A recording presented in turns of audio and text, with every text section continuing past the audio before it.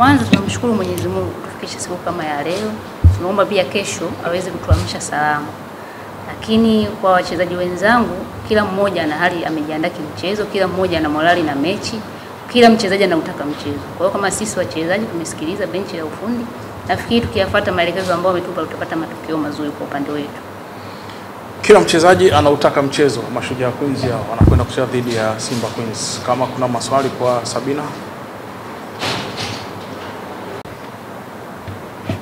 Michezo ya kirafiki imetusaidia pia kwa sababu ile michezo tulikuwa tuangalie jinsi tu ya kushinda au kufungwa. Mwalimu kuna vitu ambavyo alikuwa anatuelekeza tukifanye kwenye hizo mechi za kirafiki.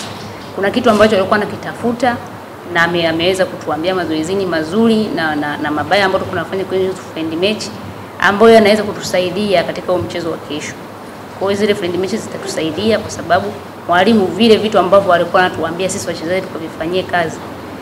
Tumepata gap kubwa, tumepata muda, tunaamini mpaka hivi mechi inafika hii tutakuwa tupo vizuri tuweze kupata matokeo. Swali lingine kama lipo? Moja la mwisho kwa Sabina.